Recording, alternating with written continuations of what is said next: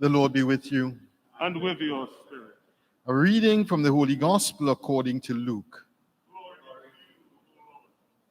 While the people were listening, Jesus went on to tell a parable, because he was near Jerusalem, and they imagined that the kingdom of God was going to show itself then and there. Accordingly, he said, a man of noble birth went to a distant country to be appointed king, and afterwards returned. He summoned 10 of his servants and gave them 10 pounds. Do business with these, he told them, until I get back. But his compatriots detested him and sent a delegation to follow him with this message: we do not want this man to be our king. Now on his return, having received his appointment as king, he sent for those servants to whom he had given the money to find out what profit each had made. The first came and said, Sir, your 1 pound has brought in 10. Well done, my good servant, he replied.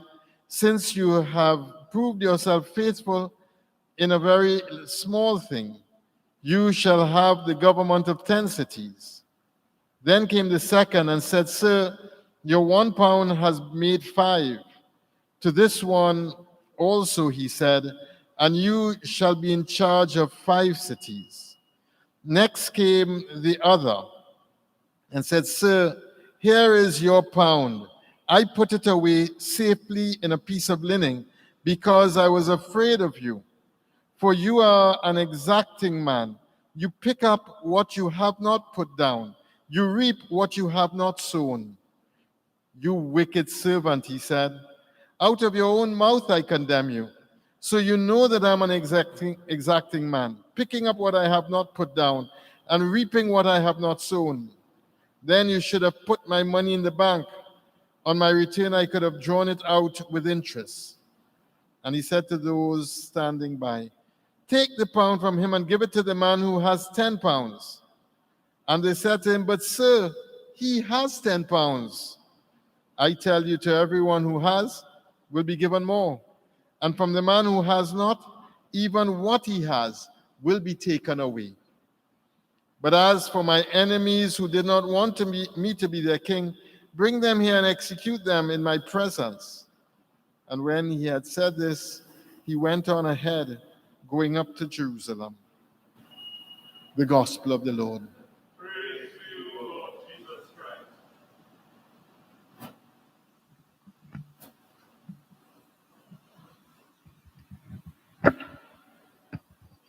Our reading today from Maccabees, I think, is a very powerful reading for what we're doing here today, because it's really, what legacy do you give to the next generation? That's a question from the whole text. What legacy do you give to the next generation?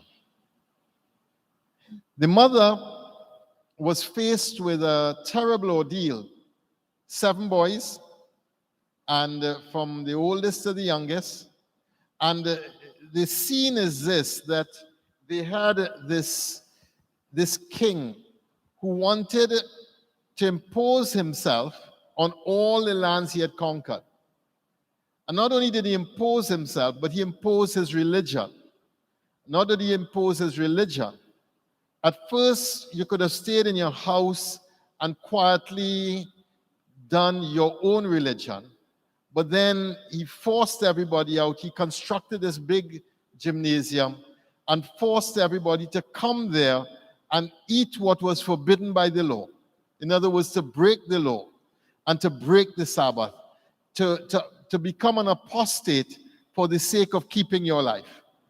And he said, if you did not adhere with this, you will die.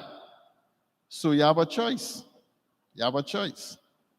So it's like if today somebody erected a nice gymnasium somewhere in Trinidad and dragged you there and said to you, you have to curse God and say there is no God, or else you die.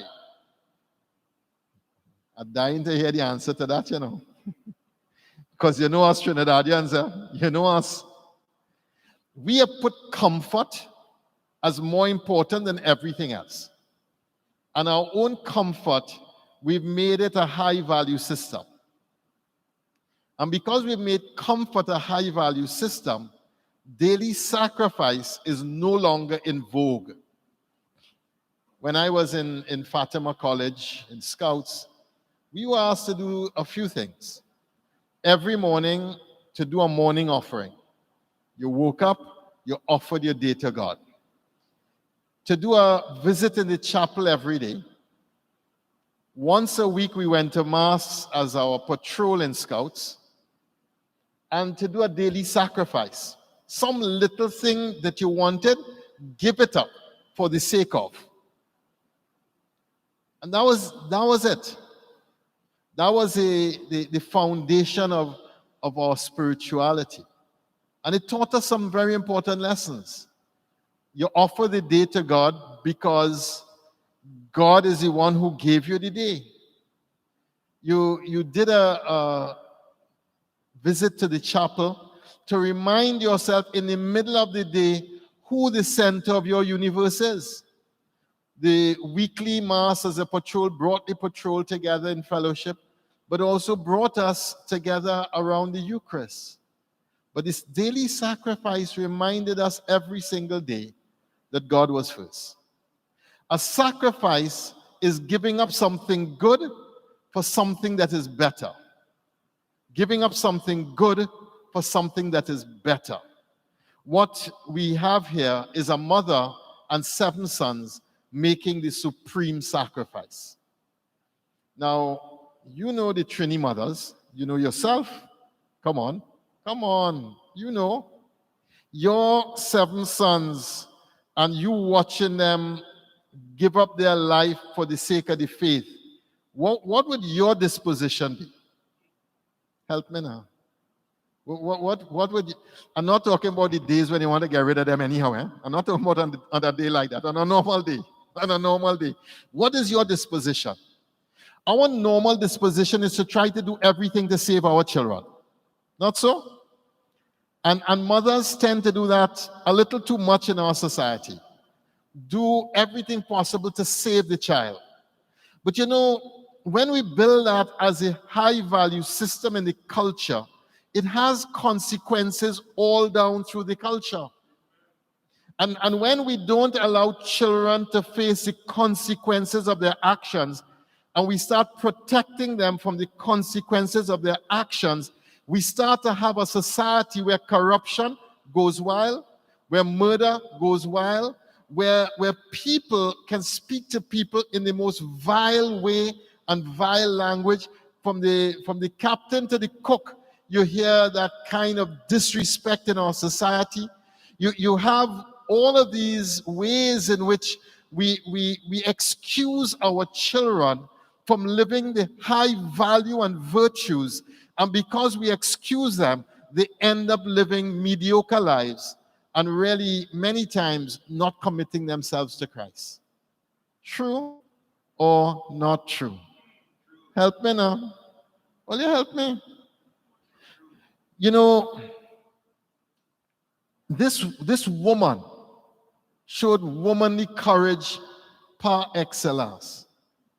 She said to her sons, I don't know how you came here, I don't know how you appeared in my womb.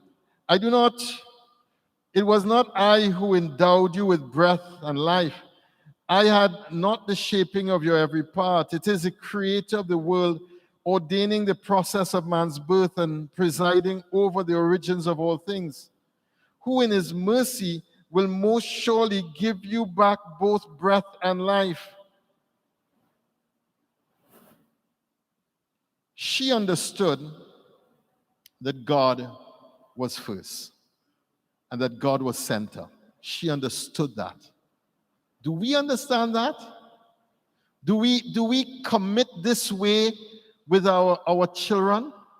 I remember once, not in Trinidad, in another country, where the boys, it was a boys' school, and they went off on a retreat. And you know, boys, they started drumming. One fella pulled out his phone and film it, fix it up and put it up on Facebook. And the last thing the principal told them before they left was, I don't want to see nothing on social media from you all. That was the last thing he said. Well, they were Form 5, and the principal said to the young man who put it up on social media, you're not graduating. You'll come and sit the exam, but you're not graduating, not from my school. And when you come, don't come in the uniform. That's my uniform, and you disgraced it.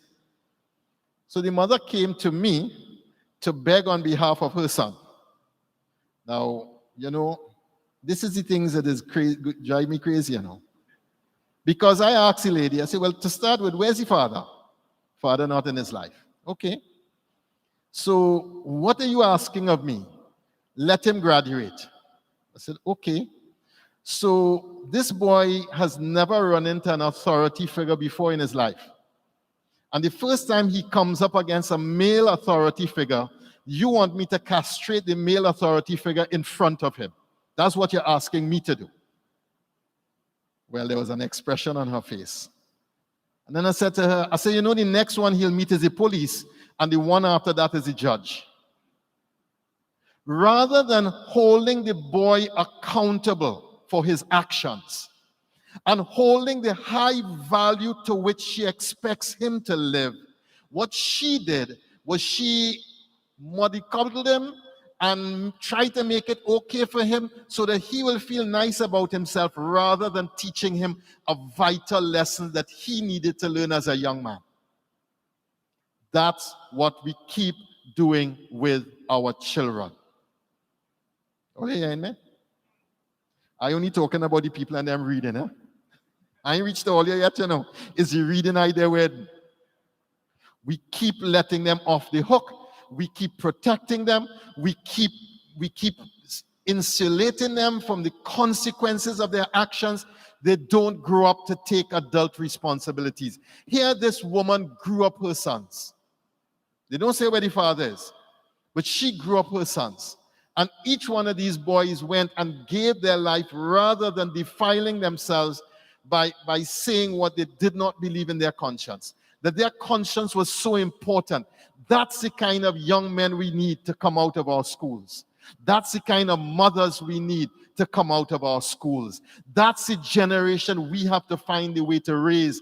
A mother who would hold her children accountable, speak value and virtue to them, and give them the witness of doing what is right because it is right, regardless of what the consequences are. You do the right thing. And young men who would not flinch in putting God first in their life and doing the right thing even when it means them giving up their life. That's the generation we have to raise out of our Catholic schools. That's the seeds you have to sow as teachers. That's the culture we have to build in our Catholic schools so that our young people, boys and girls, have a high ideal to aspire towards and will raise themselves to that ideal through the grace of God. Look at the culture that we're in right now. You look at the culture. It's a culture of disrespect, a culture of mediocrity, a culture of bacchanal and movelang, a culture where everybody's tearing down everybody else. That's what happens when you keep saving the children from the consequences of their actions. That's what happens when you don't hold the high ideal before the child and look into their eyes and expect them to reach to the high ideal. That's what happens. We could turn this around, you know. And the starting place is in the Catholic schools.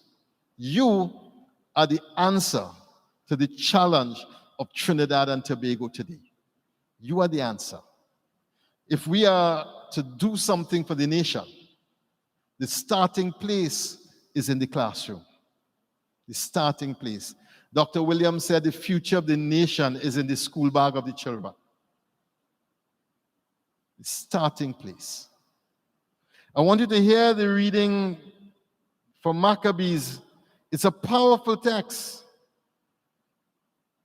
Powerful text. When the last boy was about to be killed, and the king tried to seduce him by offering title and money and this and that and the other. The mother came back at him, "My child, observe heaven and earth.